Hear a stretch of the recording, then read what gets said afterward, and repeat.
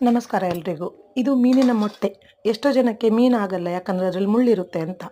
But ಈ ಮೀನಿನ ಮೊಟ್ಟೆ ಮೀನಿಗಿಂತ ಸೂಪರ್ ಟೇಸ್ಟ್ ಇರುತ್ತೆ. ಕೆಲವರು ಇದನ್ನು ಬಿಸಾಕ್ತಾರೆ, ಕೆಲವರು ಸಾರಿಗೆ ಹಾಕ್ತಾರೆ. ಬಟ್ ನಾನು ಇದನ್ನು ಈ ರೀತಿ ಫ್ರೈ ಮಾಡ್ತೇನೆ ನೋಡಿ.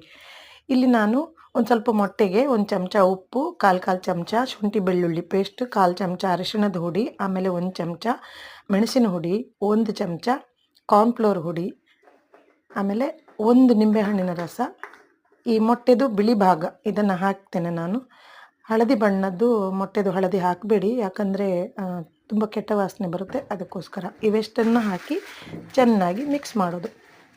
ಮಿಕ್ಸ್ ಮಾಡಿದ ಮೇಲೆ ಇದನ್ನು ಈ ಥರ ಒಂದು ಸೈಡಲ್ಲಿ ಇಟ್ಬಿಟ್ಟು ತವಾದಲ್ಲಿ ಕೊಬ್ಬರಿ ಎಣ್ಣೆ ತೊಗೊಂಡಿದ್ದೀನಿ. ನೀವು ಯಾವ ಎಣ್ಣೆ ಬೇಕಾದ್ರೂ ತೊಗೋಬೋದು, ನಿಮಗೆ ಇಷ್ಟ ಬಂದಿದ್ದು. ಕೆಲವರು ಕೊಬ್ಬರಿ ಎಣ್ಣೆ ತೊಗೊಳ್ಳಲ್ಲ, ಅದಕ್ಕೆ.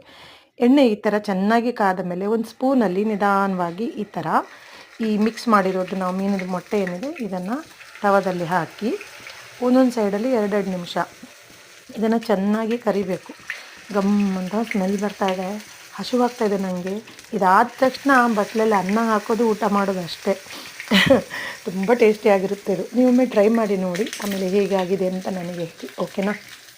ನೋಡಿ, ಇವಾಗ 2 ನಿಮಿಷ ಆಗ್ತಾ ಬಂತು ಒಂದು ಸೈಡಲ್ಲಿ. ಇದನ್ನು ಇವಾಗ ಮಗ್ಚಿ ಹಾಕೋಣ, ಓಕೆನಾ?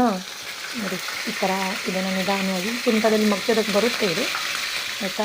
ಕೆಲವರು ಚಿಮಟ ಇಲ್ಲದೇ ಇದ್ದರೆ ನೀವು ಒಂದು ಸಟುಗ ಇಟ್ಕೊಂಡು ಇಲ್ಲ ಫೋರ್ಕ್ ಮತ್ತು ಒಂದು ಸ್ಪೂನ್ ತೊಗೊಂಡು ಇದನ್ನು ಈ ಥರ ಟರ್ನ್ ಮಾಡ್ಕೊಳ್ಬೋದು. ಓಕೆ, ನೋಡಿ 2 ಸೈಡಲ್ಲೂ ಇದು ಈಕ್ವಲ್ ಆಗಿ ಇವಾಗ ಫ್ರೈ ಆಗಿದೆ. ಇದನ್ನು ಪ್ಲೇಟಲ್ಲಿ ಎತ್ತಿಟ್ಕೊಳ್ಳೋಣ. ಓಕೆ, ನೋಡಿ ಎಷ್ಟು ಚೆನ್ನಾಗಿ ಬಂದಿದೆ ಅಲ್ಲ. ಸರಿ, ಇದನ್ನೀಗ ಪ್ಲೇಟಲ್ಲಿ ಹಾಕ್ಕೊಳ್ಳೋಣ. ಏನು ಸ್ಮೆಲ್ ಗೊತ್ತಾ, ಸೂಪರ್ ಸ್ಮೆಲ್. ನನಗೆ ಹೊಟ್ಟೆನೂ ಆಗಲಿಕ್ಕಿಲ್ಲಲ್ಲ ಇವತ್ತು. ನೋಡಿ, ಆಯ್ತಲ್ಲ. ಇದ್ರ ಜೊತೆ 2 ಈರುಳ್ಳಿ ಸ್ಲೈಸು, ಆಮೇಲೆ 2 ನಿಂಬೆಹಣ್ಣಿನ ಹೋಳು, ಇಷ್ಟನ್ನು ಹಾಕಿ ಬಟ್ಲಲ್ಲಿ ಅನ್ನ ಹಾಕಿ ಚೆನ್ನಾಗಿ ಒಂದು ನಿದ್ದೆ ಹೊಡಿಬೇಕಪ್ಪ.